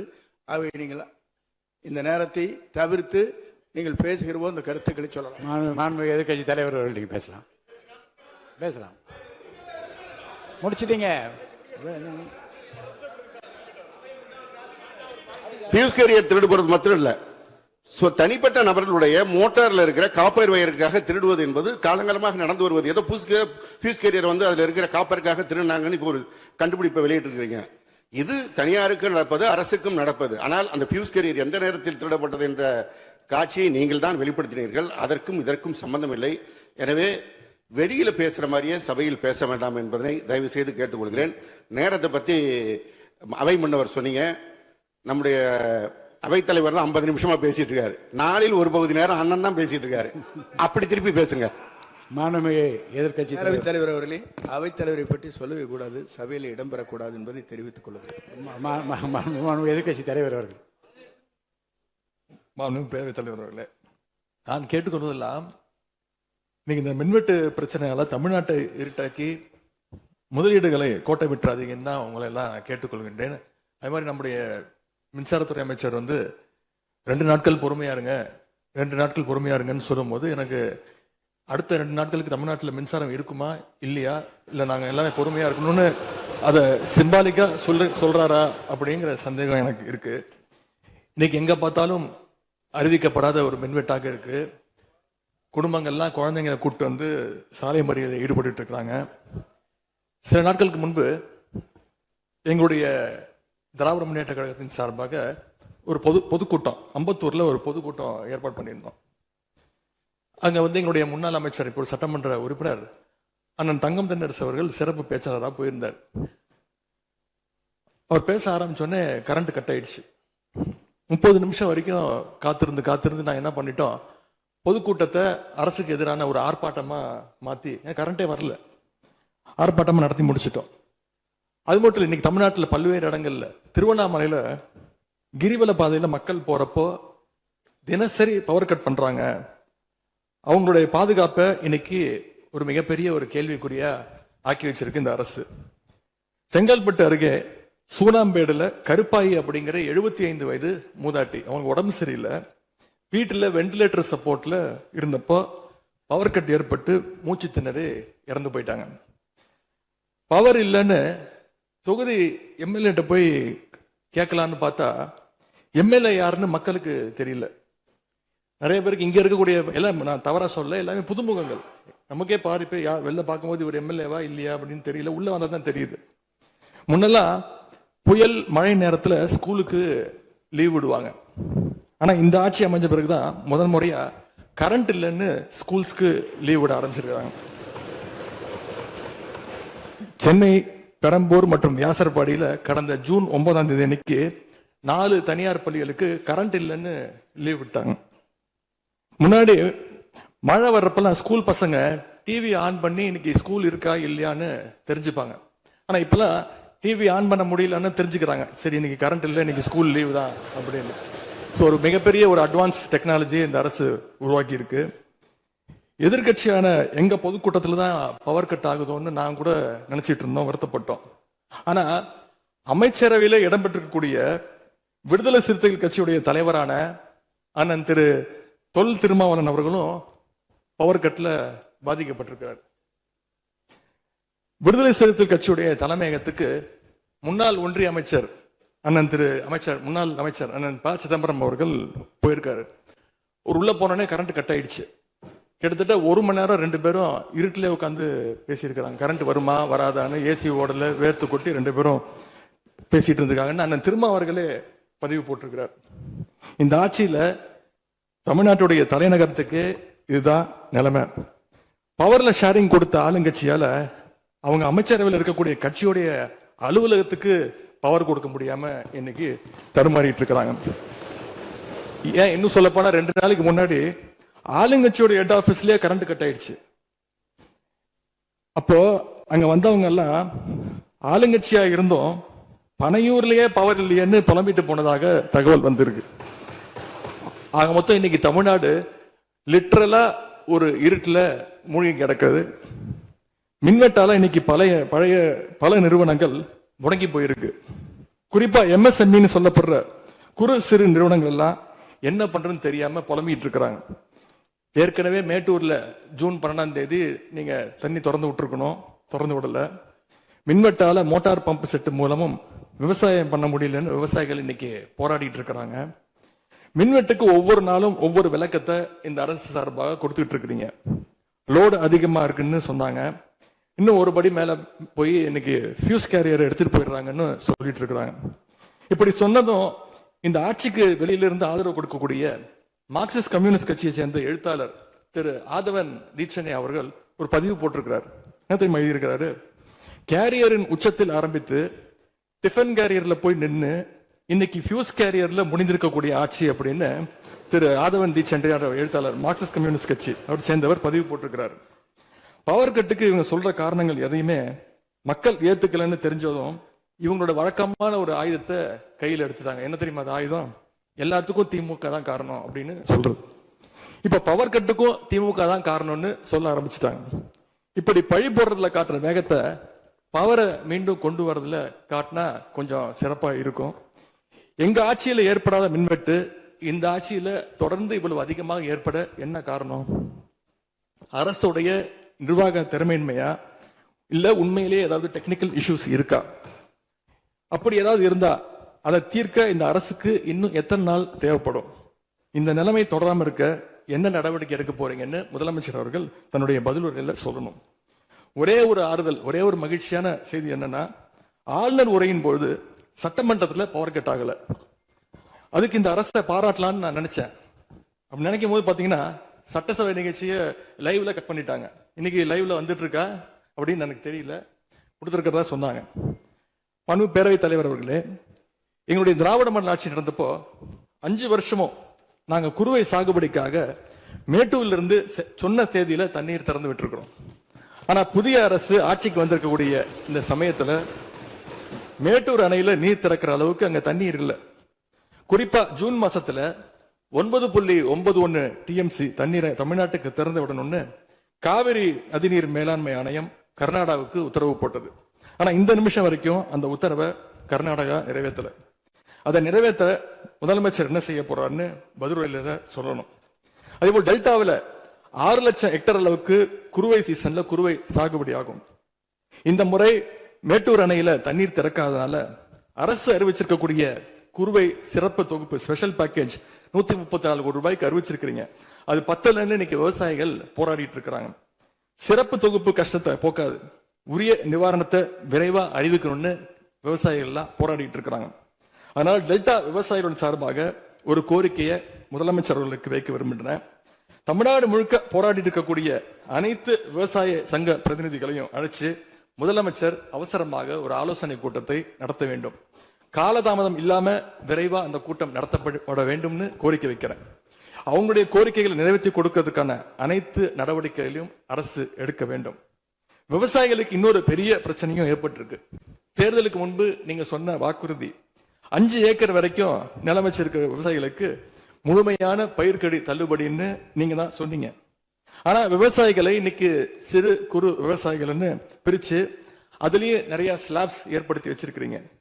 1 லட்சம் அளவுக்கு கடன் வாங்கியிருந்தா 5000 ரூபாய் வரைக்கும் தான் தள்ளுபடி கிடைக்கும் அப்படின்ற நிலைமையை இன்னைக்கு உருவாக்கி இருக்கீங்க. அதுக்கப்புறம் அதுலயும் ஒரு சேஞ்ச் கொண்டு வந்தீங்க. 75,000 ரூபாய் வரைக்கும் வாங்கினவங்களுக்கு முழு தள்ளுபடின்னு சொல்லியிருக்கிறீங்க. இப்போ அதுல இன்னொரு சேஞ்ச் என்னன்னா, ஒரே குடும்பத்தில் உள்ள 3 நபர்கள் வரை கடன் பெற்றிருந்தாலும் தற்பொழுது ஒரு குடும்ப அட்டைக்கு ஒரு வேளாண் கடன் மட்டுமே தள்ளுபடி செய்ய அரசாணை வழங்கப்பட்டிருக்கு. எங்களுடைய ஆட்சியில, கடந்த கால ஆட்சிகள்ல இதெல்லாம் முழு தள்ளுபடி கொடுத்திருக்கிறோம். எனவே அதையும் இந்த விவசாயிகளை இதுக்கு மேல குழப்பாம இந்த அரசு முடிவெடுக்க வேண்டும் என்று நான் கேட்டுக்கொள்கின்றேன். அரசினுடைய இந்த ஏமாற்று அறிவிப்பை கண்டிச்சு போராட்டம் நடத்தின விவசாயிகள் மேல தடியடியும் நடத்தியிருக்கீங்க. தேர்தல் பிரச்சாரத்தின் போது முதலமைச்சர் சொன்னாரு, எனக்கு இன்னொரு ஜென்மம் இருந்தா நான் விவசாயியா பிறக்கணும்னு ஆசைப்படுறேன்னு முதலமைச்சர் சொல்லியிருக்கிறார். ஆனா இன்னொரு பக்கம் விவசாயிகள் மேல தடியடியும் நடத்தியிருக்கீங்க. விவசாயியா பிறக்க இன்னொரு ஜென்மம்லாம் தேவையில்லை, எப்ப நினைச்சாலும் போய் விவசாயி ஆயிடலாம். ஆகவே வெற்று வார்த்தைகளால விவசாயிகளை ஏமாத்தாம இந்த அரசு செயல்படணும்னு நாங்க விரும்பி கேட்டுக்கொள்கின்றோம். மேட்டூர் அணையை திறக்காதது, மேகதாது அணை பிரச்சனை, பயிர்க்கடன் தள்ளுபடியில ஏமாற்றம்னு இந்த 1 மாசத்துல மட்டும் விவசாயிகள் பல சோதனைகளை சந்திச்சிருக்கிறாங்க. இன்னும் பேரவைத் தலைவர் அவர்களே, இன்னொரு முக்கியமான விஷயம், இந்த ஆட்சியில அரசு பள்ளிகள்ல நடக்கிற கூத்தெல்லாம் பார்க்கும்போது ரொம்ப அதிர்ச்சியாக இருக்கின்றது. முன் எப்போதும் இல்லாத வகையில அரசு பள்ளிகளுக்குள்ள சட்டமன்ற உறுப்பினர்கள் போறாங்க. தப்பில்ல, போகணும், ஆய்வுகள்லாம் செய்யணும். ஆனா பள்ளி மாணவர்கள் மத்தியில மோசமான கருத்துக்களை கொண்ட பாடல்களை எல்லாம் ஒளிபரப்பி எல்லாரும் டான்ஸ் ஆட சொல்றாங்க. முதலமைச்சரோட போட்டோ மாற்றுறதோ பாடல் போடுறதோ இங்க பிரச்சனை கிடையாது. ஆனா அவங்க என்ன பாட்டை மாணவர்கள் மத்தியில போடுறாங்க அப்படிங்கிறது தான் இங்க இருக்கக்கூடிய பிரச்சனை. மாணவர்களுக்கு தன்னம்பிக்கையும் ஊக்கமும் அளிக்கிற மாதிரியான கருத்தான பாடல்களை போட்டா பரவாயில்ல. ஆனா சினிமா படங்கள்ல வர குத்து பாடல்கள், தவறான அர்த்தம் கொண்ட பாடல்கள் எல்லாம் குழந்தைகள் மத்தியில ஒளிபரப்பி அதை ஏற்கவே முடியாது. எனவே முதலமைச்சர் தலையிட்டு உடனே இதை நிறுத்தணும்னு கேட்டுக்கொள்கின்றேன். அடுத்து மிக முக்கியமான ஒரு பிரச்சனையை இந்த அரசின் கவனத்துக்கு கொண்டு வர விரும்புகிறேன். இன்னைக்கு தமிழ்நாட்டுடைய சட்டம் ஒழுங்கு நிலைமை எப்படி இருக்குன்னு செய்திகளை பார்த்தா அவ்வளவு கொடூரமாக இருக்கிறது. 1 மாசத்துல 200க்கும் மேற்பட்ட பாலியல் குற்றங்கள் நடந்திருக்கு. அதுல 100க்கும் அதிகமான குற்றங்கள் சிறுமிகள் மீதான பாலியல் வன்கொடுமைகள். ஜனநாயக நடைமுறைக்கு எதிராக குழந்தைகளை பயன்படுத்தி பெரியவங்க கிட்ட வாக்கு கேட்டார் என்று இருக்கக்கூடிய முதலமைச்சர். ஆனா அவர் ஆட்சியில குழந்தைகளுக்கும் பாதுகாப்பு இல்ல, பெரியவங்களுக்கும் பாதுகாப்பு இல்லைங்கிற நிலைமை இன்னைக்கு நடந்துகிட்டு இருக்கு. இந்த புதிய அரசு ஆட்சிக்கு வந்த ஒரு சில நாட்கள்லயே கோயம்புத்தூர்ல 10 வயது பெண் குழந்தைய பாலியல் வன்கொடுமை செஞ்சு கொலை பண்ணியிருக்கிறாங்க. முக்கியமா தமிழ்நாட்டையே உலுக்கிய ஒரு கேஸ், கும்மிடிப்பூண்டியில ஒரு 3 வயது குழந்தை பாலியல் வன்கொடுமை செய்யப்பட்டு புதர்ல வீசப்பட்டு அதன் பின்பு அந்த குழந்தை இறந்தும் போயிடுச்சு. இந்த சம்பவத்துக்கு நீதி கேட்டு அங்க இருக்கக்கூடிய மக்கள்லாம் போராட்டத்துல இறங்கிட்டாங்க. கோயம்புத்தூர்லயும் சரி, கும்மிடிப்பூண்டியிலையும் சரி, 2 சம்பவத்திலையுமே மரணமடைஞ்ச குழந்தைகளுடைய உடலை பெற்றோர்கிட்ட முறையா கொடுக்காம வேற இடத்துல காவல்துறை மூலமாகவே அடக்கம் பண்ணிருக்கிறாங்க. இதையெல்லாம் பாக்குறப்போ நாம இன்னைக்கு தமிழ்நாட்டில் தான் இருக்கிறோமா, இல்ல உத்தரப்பிரதேசம், மத்திய பிரதேசம் மாதிரி வடநாட்டில் இருக்கோமான்னு எங்களுக்கு சந்தேகம் வருது. சிங்கப்பெண் படைன்னு ஒரு திட்டத்தை முதலமைச்சர் அவர்கள் தொடங்கினார். அந்த திட்டம் வந்த அடுத்த நாளே காவல்துறையை சேர்ந்த ஒரு பொண்ணுக்கு 3 பேர் பாலியல் தொல்லை கொடுத்திருக்கிறாங்க. சென்னை மற்றும் சுற்றுப்புறங்கள்ல மட்டும் கடந்த ஜூன் 12ஆம் தேதி 24 மணி நேரத்துல 12 பாலியல் வன்கொடுமை கேசஸ் ரிப்போர்ட் ஆயிருக்கு. சிங்கப்பெண் படை குற்றவாளிகளை சேஸ் பண்ணுவாங்கன்னு பார்த்தா அவங்களும் கூட ரீல்ஸ் போட்டு போஸ்ட் பண்ணிட்டு இருக்கிறாங்க. மன்னன் எவ்வழி மக்கள் அவ்வழின்னு சொல்லுவாங்க. அதை சிங்கப்பெண் படை ஃபாலோ பண்ணுதோன்னு மக்களுக்கு சந்தேகம் வந்துருச்சு. இந்த ஒரு மாசத்துல நடந்த குற்ற சம்பவங்களை எல்லாம் எடுத்து பார்த்தா பெரும்பாலான குற்றவாளிகள் ஆளுங்கட்சியை சேர்ந்தவங்களாவே இருக்கிறாங்க. இவங்க ஆட்சிக்கு வந்து தொகுதி வாரியா போய் நலத்திட்ட உதவிகளா செய்வாங்கன்னு பார்த்தா அவங்க கட்சிக்காரங்க தொகுதி வாரியா போய் பாலியல் வன்கொடுமையில ஈடுபட்டு இருக்கிறாங்க. ஆளுங்கட்சியுடைய ஆலந்தூர் பகுதி செயலாளர் தயவு செய்து மொத்த பொதுவாக பொதுவா நீங்க பேசுவது நான் ஏற்றுக்கொள்ள முடியாது. இல்ல அது சும்மா ஆதார் பாருங்க, அங்க ஆதார் வந்து இருக்கணும், அது proof ஆகணும். இருங்க மொத்த பொதுவா எல்லாரும் ஏன் சொன்னா என்ன? உட்காருங்க பாருங்க, அங்க வந்து பாருங்க, இருங்க உட்காருங்க. இல்ல அங்க இல்லைங்க, அங்க ஒன்று இருங்க, அங்கென்றும் இங்கொன்றுமாக சில நிகழ்வுகள் நடந்திருந்து அதில் ஆளுங்கட்சி இருந்திருந்தால் கூட மாண்பு முதலமைச்சர் நடவடிக்கை எடுத்துட்டு செய்தியில் வந்து கொண்டுதான் இருக்கு. நான் பத்திரிகையில் பார்க்குறேன். அதனால் வந்து குறிப்பிட்டு இந்த இடத்தில் இந்த கட்சிக்காரர் என்று நீங்கள் பெயர் குறிப்பிட்டு பேசினா அதை ஏற்றுக்கொள்வதில் எனக்கு ஆட்சேபனை இல்லை.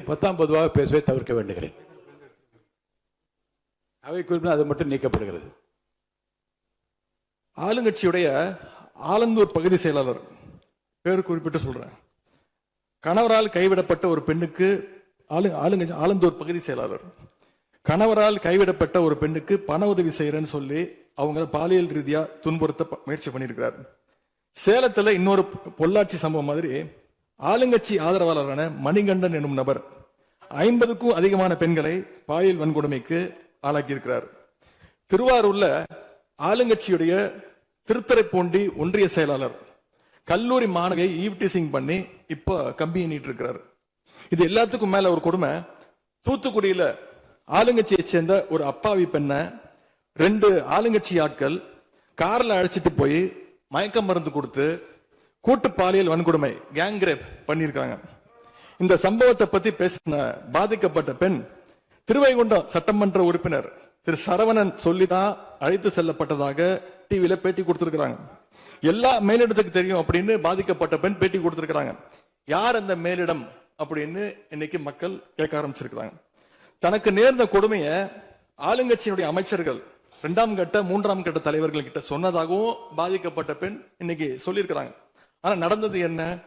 யார் தப்பு பண்ணாலும் நடவடிக்கை எடுக்க தயங்க மாட்டேன்னு சொன்னார் நம்முடைய முதலமைச்சர். ஆனா இந்த சம்பவத்துல குற்றம் சாட்டப்பட்டுள்ள சட்டமன்ற உறுப்பினர் மேல என்ன நடவடிக்கை எடுத்தாங்கன்னு தெரியல. அதுக்கு மாறா பாதிக்கப்பட்ட பெண்ணை கட்சியிலிருந்து நீக்கி இருக்கீங்க. இதுக்கு பேர் தான் மாற்றமா? இதுக்கு பேர் தான் தூய சக்தியா அப்படின்னு மக்கள் கேட்கிறாங்க. முதலமைச்சர் அவர்களே, மண்பு பேரவைத் தலைவர் அவர்களே, நம்முடைய முதலமைச்சர் அவர்கள் 6 மாசம் டைம் எடுத்துட்டு வந்து சட்டம் ஒழுங்க நிலைநாட்டுற வரைக்கும் நாங்க காத்துக்கிட்டு இருக்க முடியாது, நாடும் தாங்காது. இத பத்தி கேள்வி எழுப்பினா கூட காவல்துறைக்கு பொறுப்பு வைக்கக்கூடிய முதலமைச்சர் எதுவும் பேச மாட்டேங்கிறார். To remain silent in the face of evil is itself evil அப்படின்னு ஒரு பழமொழி உண்டு. அது யாருக்கு பொருந்ததோ இல்லையோ இந்த அரசுக்கு சரியாக பொருந்தது. ஆகவே முதல் வேலையா சட்டம் ஒழுங்கை காப்பாற்றுறதுக்கு முக்கியத்துவம் கொடுத்து இந்த அரசு நடவடிக்கை எடுக்கணும்னு கேட்டுக்கொள்கிறேன். மாண்புமிகு எதிர்கட்சி தலைவர் அவர்கள் ஆளுநர் உரைக்கு நன்றி தெரிவித்து ஆளுநர் உரை பற்றி பேசுவார் என்று உங்களைப் போல நான் ஆர்வமாக எதிர்பார்த்து கொண்டிருக்கிறேன். ஆதாரம் இல்லாமல் குற்றச்சாட்டுகளை தவிர்க்க வேண்டும் என்று நான் கேட்டிருக்கிறேன். நீங்கள் கொடுத்திருக்கிற அந்த ஆதாரங்களை எல்லாம் உன்னிப்பாக மாண்புமிகு முதலமைச்சர் கவனித்துக் கொண்டுதான் இருக்கிறார், குறிப்புகளை எடுத்துக் கொண்டிருக்கிறார். அவர் நாளை உங்களுக்கென்று நமக்கென்று அவர் பதிலளிக்கவும் காத்திருக்கிறார். எனவே பொதுவாக குற்றச்சாட்டுகளை கூறுவதை விடுத்துவிட்டு நேரடியாக விவாதத்திற்கு வரும்போது மாண்புமிகு பொதுப்பணித்துறை அமைச்சர்கள் பதில் சொன்ன பிறகு நான் சொல்கிறேன். பொதுப்பணித்துறை அமைச்சர் அவர்கள். மாண்புமிகு பேரவைத் தலைவர்களே, உறுதியாக சட்டமன்ற உறுப்பினர்கள் எதிர்க்கட்சி தலைவருடைய அனைத்து கருத்துக்களுக்கும் மாண்புமிகு முதலமைச்சர் அவர்கள் நாளைக்கு பதில் சொல்ல போறாரு. அதற்கு முன்பு ஒரே ஒரு குறிப்பு. ஏன்னா போன ஆட்சியில துணை முதலமைச்சரா வந்து எதிர்க்கட்சி தலைவர் இருந்தாரு. அவருக்கு ஒரு பதிவை பண்றேன், வேணாலும் இதை இந்த அவை முடிந்த பிறகு அவரே ஆராய்ந்து சொல்லட்டும்.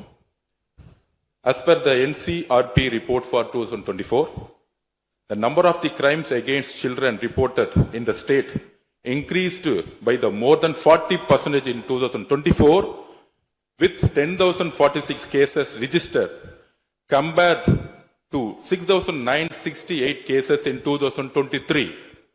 அன்றைக்கு திராவிட முன்னேற்ற கழகத்துடைய முதலமைச்சராக இருந்த திரு மு.க. ஸ்டாலின் அவர்களுடைய ஆட்சியில், நீங்கள் டெப்டி சிஎம்மாக இருந்த ஆட்சியில் 2023 2024க்குள் ஒரு வருடத்தில் 40% போஸ்கோ ஆக்ட், அதாவது குழந்தைகளுக்கு பாதிப்பு ஏற்பட்டது. யாரோட அறிக்கைன்னா என்சிஆர்பி. இதற்கு முக்கிய காரணம் ட்ரக்ஸ். 6 வருடங்களுக்கு முன்பு ட்ரக்ஸ் தமிழ்நாட்டில் கிடையாது, இது எல்லோருக்கும் தெரியும். ஆனால் இந்த 5 வருடத்தில் ட்ரக்ஸுக்கான பிரச்சனைகளை எத்தனை முறை ரிவ்யூ மீட்டிங் போட்டு சரி செய்யப்பட்டது. அன்று டெப்டி சிஎம் இருந்தவர் இந்த 40% கிட்டத்தட்ட 6,968 இருந்து 10,046 காசா இன்க்ரீஸ் ஆயிருக்கு உங்களுடைய ஆட்சியில. எந்த நேரத்தில் டெப்டி சிஎம் இருந்து இந்த போஸ்கோ வழக்குகளை நீங்கள் ரிவ்யூ மீட்டிங் பண்ணி குறைச்சீர்கள்? நாங்கள் இந்த 40 நாள்ல கடுமையாக ரிஃபார்ம்ஸ் பண்ணிட்டு இருக்காரு எங்களோட முதலமைச்சர். ஒட்டுமொத்த காவல்துறை ரிஃபார்ம்ஸ் ஒர்க் நடந்துட்டு இருக்கு. அதுல சிங்கப்படைன்னு ஒரு கேலி கிண்டல் பேசுற மாதிரி பேசிட்டு இருக்கீங்க. அதுக்கான ரிஃபார்ம்ஸ் பண்றதுக்கு என்ன டைமோ அந்த டைம் எடுத்துட்டு ஒர்க் பண்ணிட்டு இருக்கோம். காவல்துறையுடைய ஒட்டுமொத்த ட்ரக்ஸ் இஷ்யூ வந்து கடந்த 5 வருடங்களாக நீங்க சரி செய்யல. அந்த ட்ரக்ஸை எதிர்கொள்றவங்க தான் ரேப் பண்ணப்படுறாங்க. நீங்க சொல்றீங்க தமிழக வெற்றி கழகத்தோட ஆளுங்கட்சின்னு. திராவிட முன்னேற்ற கழகத்துல எத்தனை பேர் வந்து 2 வயசு குழந்தைகளை வந்து ரேப் பண்ண திராவிட முன்னேற்ற கழகம்? ஆதாரம் இல்லாம நீங்களும் ஆதாரம் இல்லாம சொல்லக்கூடாது. ஆதாரம் இருக்கு. பேரை சொல்லுங்க, ஊரை சொல்லுங்க, எந்த வழக்கு, எந்த போலீஸ் ஸ்டேஷன் சொல்லுங்க. நீங்க சொல்லக்கூடாது. பேரவைத் தலைவர்களே, ஆதாரத்தை நாளைக்கே நான் சப்மிட் பண்றேன். நாளைக்கே சப்மிட் பண்றோம். அதாவது நாங்கள் பதிவு பண்ணுவது, நாங்கள் என்ன இல்ல நான் பேசி முடிச்சிடுறேன். நான் பேசி முடிச்சிடுறேன். நாங்க பேசி முடிச்சிடுறோம், அதுக்கப்புறம் கருத்து சொல்ல. அதாவது ஒரு கட்சியில நான் பேசி முடிச்சிடுறேன். ஒரு கட்சியில கோடான கோடி மெம்பர்ஸ் இருப்பாங்க. 1 கோடி பேர், அவங்க 2 கோடி பேர் சொல்லுவாங்க. நாங்க அது மாதிரி 1 கோடி பேர் 2 கோடி பேர் சொல்லுவோம். அதுல சில பேர் செய்யக்கூடிய தவறுகளை உடனடியாக கவனித்து வரும் பொழுது யார் யாரெல்லாம் தவிர உடனடியாக கைது செய்யப்பட்டிருக்காங்க. இது திமுக அதிமுக மித்த கட்சி பிரச்சனைகள் கிடையாது. எந்த நபர் தவறு செய்தாலும் கட்சியின் அடிப்படையில் எந்த சட்டம் ஒழுங்கு கிடையாது. எங்களுடைய மாண்பு முதலமைச்சருடைய தலைமையில் சட்டம் ஒழுங்கு நேர்மையான முறையில் மாற்றப்பட்டிருக்கு, கட்சிக்கு அப்பாற்பட்டு. இதை நாங்கள் பதிவு செய்கிறோம். அதனால மாண்புமிகு துணை முதலமைச்சர் அவர்கள் எந்த அளவுக்கு போஸ்கோ கேஸும் ட்ரக்ஸோட இஷ்யூஸும் 2021-26 அதிகமாகிறத உங்களுடைய ஆய்வை நீங்கள் மேற்கொள்ளுங்கள், எழுதி வைத்துக் கொள்ளுங்கள். 6 மாதத்துக்குள் சட்டம் ஒழுங்கு இந்தியாவில் எந்த அளவிற்கு ஒரு உதாரணமாக இருக்குமோ, பெண் பாதுகாப்புக்கும் குழந்தைகள் பாதுகாப்புக்கும் ஒரு நேர்மையான ஆட்சியை எங்கள் தலைவர் கொடுப்பாருங்க நாங்கள் பதிவு பண்றோம். மாண்புமிகு எதிர்க்கட்சி தலைவர் அவர்கள் சொல்லிட்டேங்க. சொல்லியாச்சு, ஏற்கனவே சொல்லியாச்சு. பேரவைத் தலைவர்களே, ரிஃபார்ம் பண்ணிட்டு இருக்கீங்கன்னு சொல்றீங்க, பண்ணுங்க. தூத்துக்குடியில் என்ன ஆக்ஷன் எடுத்திருக்கீங்க அது மட்டும் தெரிஞ்சுக்க விரும்புகிறேன். தூத்துக்குடியில் இப்போ ஒரு இன்சிடென்ட் சொன்னல, உங்களுடைய சட்டமன்ற உறுப்பினர், அதுக்கு மட்டும் கொஞ்சம் விளக்கம் கொடுத்தீங்கன்னா நல்லா இருக்கும். அதேபோல தமிழ்நாட்டுக்கு வர வேண்டிய மிகப்பெரிய தொழில் முதலீடுகள் எல்லாம் இன்னைக்கு பக்கத்து மாநிலங்களுக்கு போகிறதாக பத்திரிகையிலையும் மேகசின்ஸ்லையும் தொடர்ந்து செய்திகள் வந்துட்டு இருக்கு. தொழில்துறை கைடன்ஸ் தமிழ்நாடு அமைப்புகள்ல முந்தைய ஆட்சியில் இருந்தக்கூடிய அதிகாரிகளை திடீர்னு மாத்தினதும் ஒரு தவறான முடிவுன்னு நாங்கள் கருதுறோம். இதனால தமிழ்நாடு பாதிக்கப்பட்டிருக்கு அப்படின்னு பத்திரிகைகளை தொடர்ந்து அறிக்கைகள்லாம் வந்துகிட்டு இருக்கு. இதற்கு இடையில ஆளுநர் உரையில தலைமைச் செயலாளர் தலைமையில தமிழ்நாடு இன்வெஸ்டர் ப்ரமோஷன் கமிஷன் என்ற பேர்ல ஒரு புது அமைப்பு உருவாக்கப்படும்னு அதை தெரிவிச்சிருக்கிறீங்க. அப்படின்னா இப்ப சிறப்பா செயல்பட்டு வருகின்ற கைடன்ஸ் தமிழ்நாடு அமைப்பு என்னவாகும் அப்படின்னு முதலமைச்சருடைய பதிலுரையில சொல்லணும்னு நாங்க விரும்புறோம். மாண்பு பேரவைத் தலைவர் அவர்களே, இந்த அரசின் முன்னாடி இவ்வளவு பிரச்சனைகள் இருக்கு, ஏகப்பட்ட பிரச்சனைகள் இருக்கு. இதையெல்லாம் தீர்க்க முயற்சி பண்ணாம அடுத்த கட்சி ஆட்களை இழுக்கிற வேலையை தான் நீங்க எல்லாம் முழுவீச்சில் செஞ்சுக்கிட்டு இருக்கீங்க.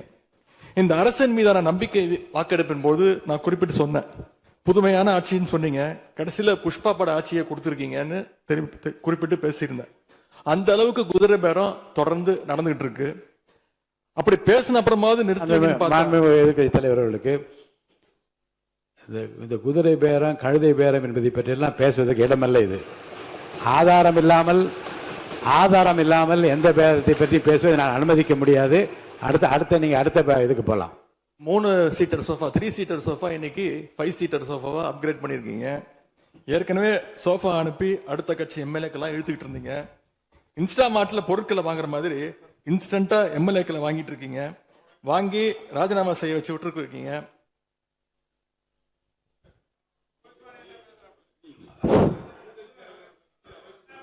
இல்ல நான் என்ன சொல்றேன், எந்த பேரத்தையும் பற்றி இங்க பேச அனுமதி கிடையாதுன்னு தான் நான் சொல்றேன்.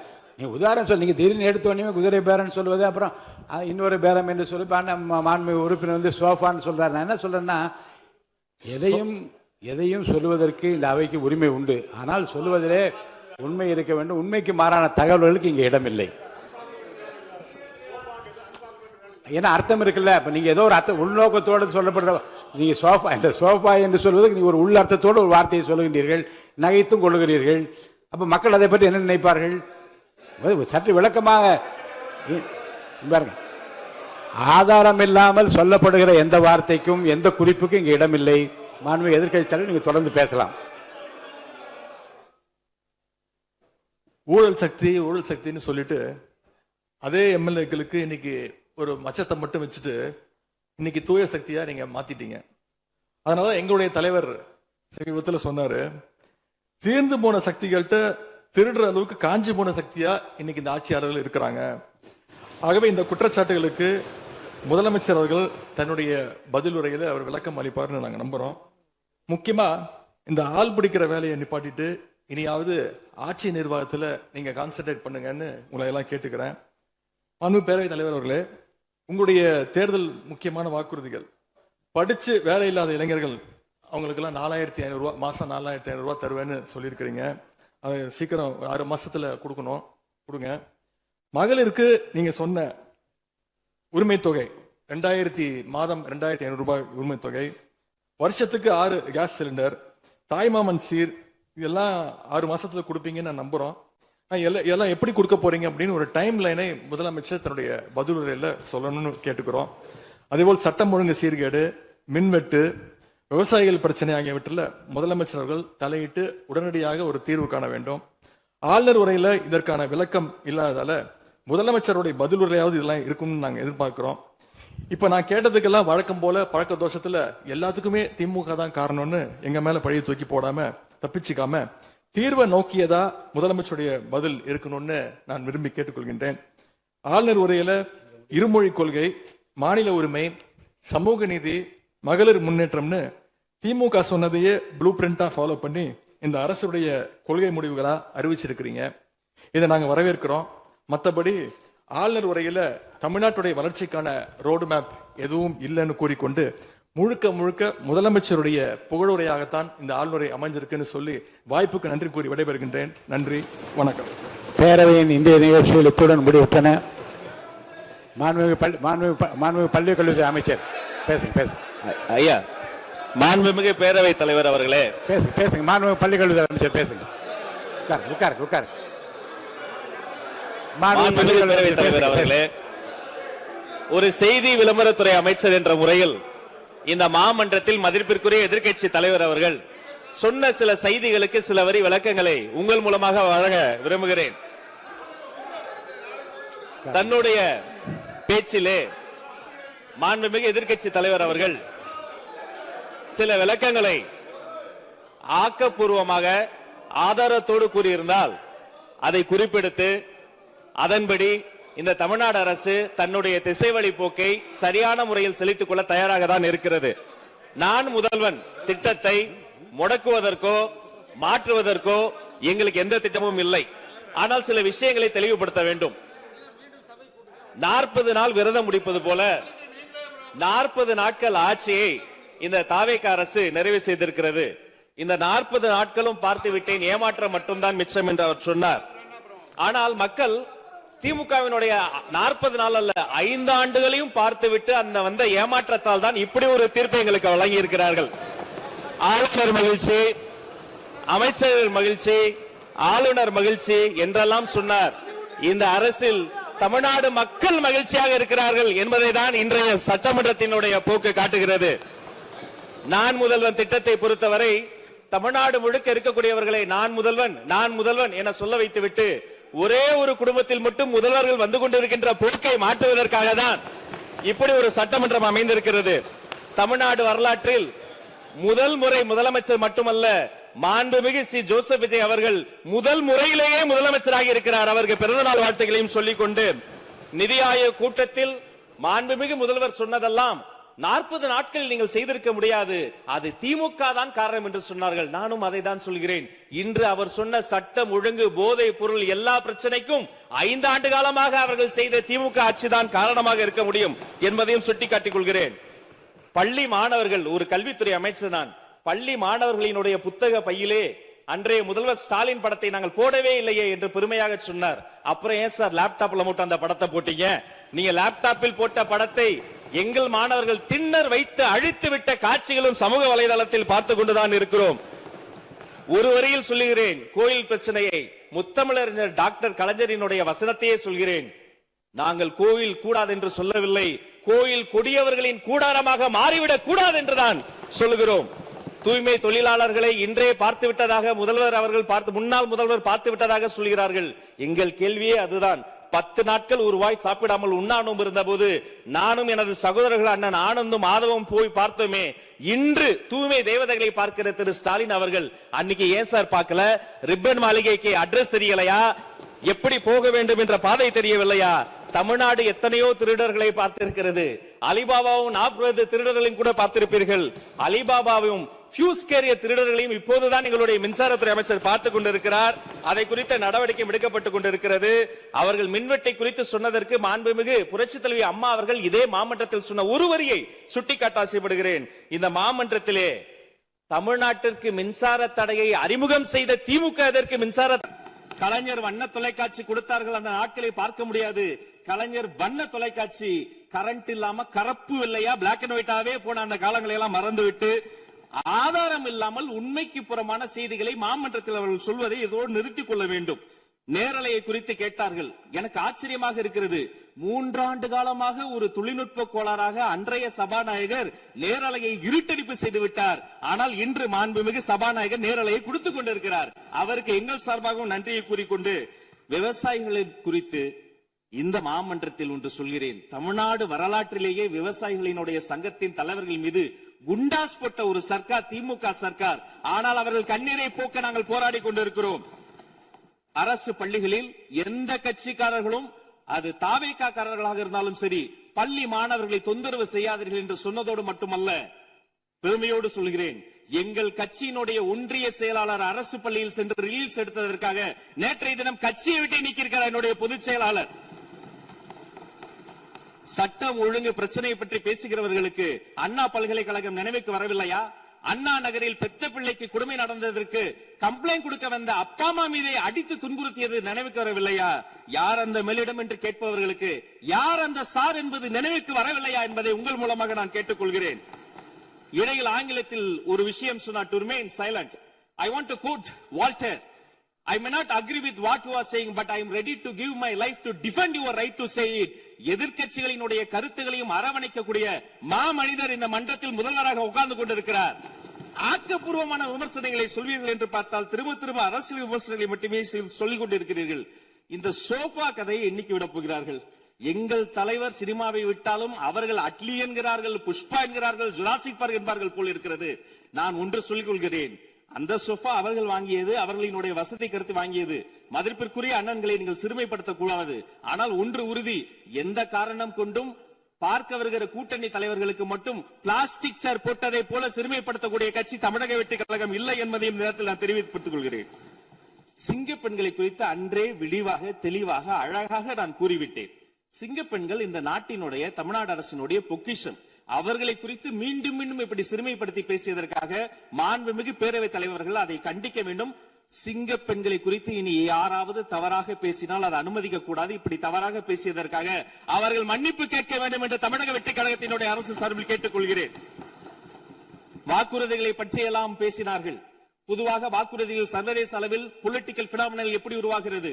ஒரு பிரச்சனை, அந்த பிரச்சனைக்கான ஒரு சொல்யூஷன்ஸ், அதை எந்த பொலிட்டிக்கல் இன்டர்ஃபரன்ஸ் இல்லாமல் செயல்படுத்தக்கூடிய ஒரு செயல்முறை, பின்பு வரக்கூடிய அந்த வெற்றியை ரோடு போடுவோம் என்று சொல்லி ரோடு போட்டதை காண்பித்து எக்ஸிபிட் செய்து அவர்கள் முன்னோக்கி செல்வார்கள். ஆனா இங்க பொறுத்த வரைக்கும் நாம தமிழ்நாட்டில் இதுவரைக்கும் ஆண்டவர்கள் பிரச்சனையை ஐடென்டிஃபை பண்ணி சொல்லவே மாட்டாங்க. ஏன் தெரியுமா? அந்த பிரச்சனையே அவங்கதான், அவங்களே அவங்களை ஐடென்டிஃபை பண்ணி எப்படி சொல்ல முடியும்? சரி, அதுக்கு பாசிபிள் சொல்யூஷன் சொல்லி பொலிட்டிக்கல் இன்டர்ஃபரன்ஸ் இல்லாம அதை செயல்படுத்த முடியுமா? ஒரு முனிசிபல் கவுன்சிலர் தொடங்கி மாண்புமிகு அமைச்சரினுடைய வீட்டில் இருக்கிறவர்கள் வரைக்கும் கமிஷன் மீது கமிஷன் அடித்து அந்த ப்ராஜெக்டே முடியாது. கடைசியில் எதை விளம்பரம் செய்வது? அந்த திட்டத்தினுடைய வெற்றியையா எதை விளம்பரம் செய்வது என்றே தெரியாமல் தங்கள் தலைவரை, அதுவும் ஒரு குடும்பத்தை மட்டுமே வெறித்தனமாக விளம்பரம் செய்து செய்தி விளம்பரத்துறையின் கஜானாவை துடைத்து வைத்து சென்றிருக்கிறார்கள் என்பதையும் இந்த மாவட்டத்துக்கு தெரியப்படுத்த நான் கடமைப்பட்டிருக்கிறேன். இன்னும் ஒவ்வொரு வரியிலும் ஆக்கப்பூர்வமாக, அறிவியல் பூர்வமாக எதையாவது சொல்வார்களும் நான் தேடி தேடி பார்த்தேன். அவராக 40 நாட்கள் தேடி பார்த்து ஏமாற்றம் அடைந்தார். நான் 40 நிமிடத்திலேயே ஏமாற்றம் அடைந்து விட்டேன். இதை சொல்ல வேண்டும் என்று சொன்னால் ஒரு நகைச்சுவை காட்சியில் சொல்வதை போல அதுல ஒண்ணுமே இல்ல, கீழே போட்டுருங்க. நன்றி சட்டப்பேரவை தலைவர் அவர்களே. எதிர்க்கட்சி தலைவரால் கூறப்பட்ட குற்றச்சாட்டுகளுக்கு மாண்புமிகு பள்ளி கல்வித்துறை அமைச்சர் அவர்கள் அவர் ஏற்புடைய வகையில் இங்கே பதிலளித்திருக்கிறார். பேரவையின் இன்றைய நிகழ்ச்சி இத்துடன் முடிவுற்றன. பேரவை மீண்டும்